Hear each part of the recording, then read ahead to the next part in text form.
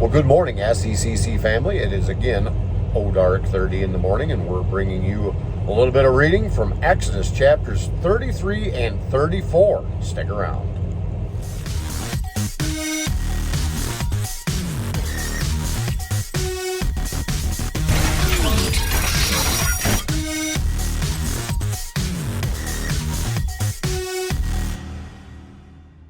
All right, here we go. Exodus chapter 33. The Lord said to Moses, "Depart, go up from here, you and the people whom you have brought out from the land of Egypt, to the land of which I swore to Abraham, Isaac, and Jacob, saying, to your offspring I will give it. I will send an angel before you, and I will drive out the Canaanites and the Amorites, the Hittites, the Perizzites, the Hivites, and the Jebusites. Go up to a land flowing with milk and honey. But I will not go up among you, lest I consume you on the way, for you are a stiff-necked people." When the people heard this disastrous word, they mourned, and no one put on his ornaments. For the Lord had said to Moses, "Say to the people of Israel, you are a stiff-necked people. If for a single moment I should go up among you, I would consume you. So now take off your ornaments, that I may know what to do with you." Therefore the people of Israel stripped themselves of their ornaments from Mount Horeb onward. Now Moses used to take the tent and pitch it outside the camp, far off from the camp, and he called it the tent of meeting. And everyone who sought the Lord would go out to the tent of meeting, which was outside the camp. Whenever Moses went out to the tent, all the people would rise up, and each would stand at his tent door and watch Moses until he had gone into the tent. When Moses entered the tent, the pillar of cloud would descend and stand at the entrance of the tent, and the Lord would speak to Moses. And when all the people saw the pillar of the cloud standing at the entrance of the tent, all the people would rise up and worship, each at his own tent. Thus the Lord used to speak to Moses face to face, as a man speaks to his friend. When Moses turned again into the camp, his assistant Joshua, the son of Nun, a young man, would not depart from the tent. Moses said to the Lord, "See, you say to me, bring up this people, but you have not let me know whom you will send with me. Yet you have said, I know you by name, and you have also found favor in my sight. Now therefore, if I have found favor in your sight, please show me now your ways, that I may know you in order to find favor in your sight.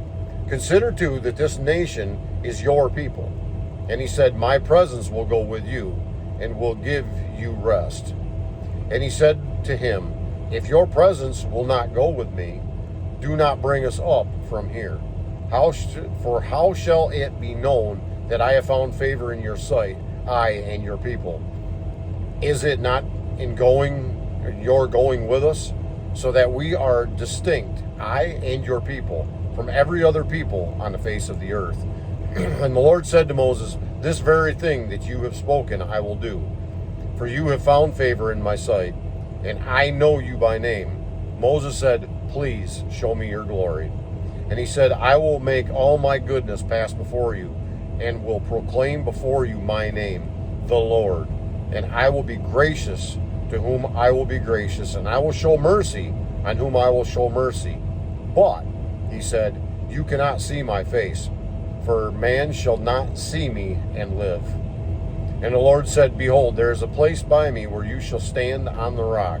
And while my glory passes by, I will put you in a cleft of the rock, and I will cover you with my hand until I have passed by. Then I will take my hand, and you shall see my back, but my face shall not be seen." Exodus chapter 34. The Lord said to Moses, "Cut for yourself 2 tablets of stone like the first, and I will write on the tablets the words that were on the first tablets which you wrote. Be ready in the morning, and come up in the morning to Mount Sinai, and present yourself there to me on the top of the mountain. No one shall come up with you, and let no one be seen throughout all the mountain. Let no flocks or herd graze opposite that mountain." So Moses cut 2 tablets of stone like the first. And he rose early in the morning and went up to Mount Sinai, as the Lord had commanded him. And he took in his hand 2 tablets of stone. The Lord descended on the cloud and stood with him there, and proclaimed the name of the Lord.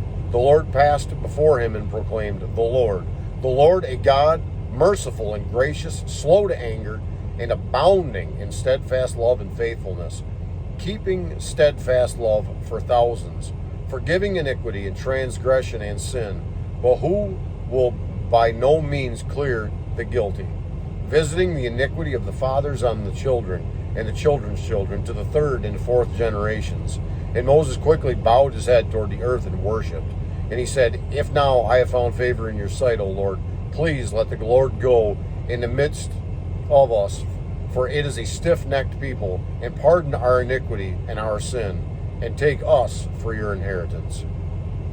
And he said, Behold, I am making a covenant between all your people. I will do marvels such as not have been created in all the earth or in any nation. And all the people among whom you are shall see the work of the Lord, for it is an awesome thing that I will do.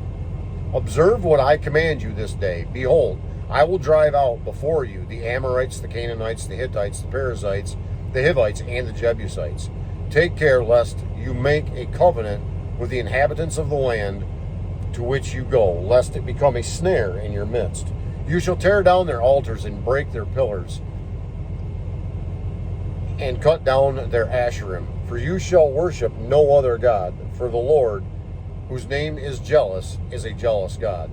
Lest you make a covenant with the inhabitants of the land, and when they whore after their gods, and sacrifice to their gods, and you are invited, you eat of his sacrifice. And you take of their daughters for your sons, and their daughters whore after the gods, and make your sons whore after their gods. You shall not make for yourself any gods of cast metal.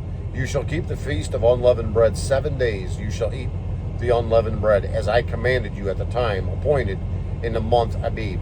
For the month Abib you came out from Egypt. All that open the womb are mine. All your male livestock, the firstborn of cow and sheep, the firstborn of a donkey, you shall redeem with a lamb. Or if you will not redeem it, you shall break its neck. All the firstborn of your sons you shall redeem, and none shall appear before me empty-handed. 6 days you shall work, but on the 7th day you shall rest. In plowing time and in harvest you shall rest. You shall observe the feast of weeks, the first fruits of wheat harvest, and the feast of ingathering at the year's end. 3 times in the year shall all your males appear before the Lord God, the God of Israel. For I will cast out nations before you and enlarge your borders.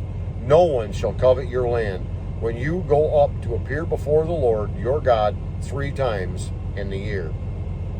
You shall not offer the blood of my sacrifice with anything leavened, or let the sacrifice of the feast of the Passover remain until the morning. The best of the first fruits of your ground you shall bring to the house of the Lord your God.